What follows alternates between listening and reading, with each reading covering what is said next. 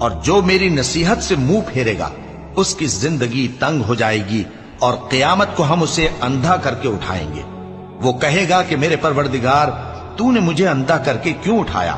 میں تو دیکھتا بھالتا تھا۔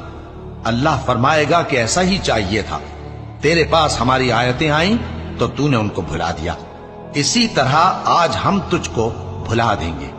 اور جو شخص حد سے نکل جائے اور اپنے پروردگار کی آیتوں پر ایمان نہ لائے، ہم اس کو ایسا ہی بدلہ دیتے ہیں، اور آخرت کا عذاب بہت سخت اور ہمیشہ باقی رہنے والا ہے۔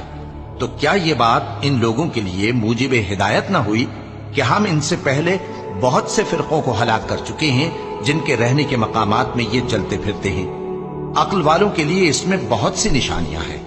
اور اگر ایک بار تمہارے پروردگار کی طرف سے پہلے صادر اور جزائے اعمال کے لیے ایک میعاد مقرر نہ ہو چکی ہوتی تو نزول عذاب لازم ہو جاتا۔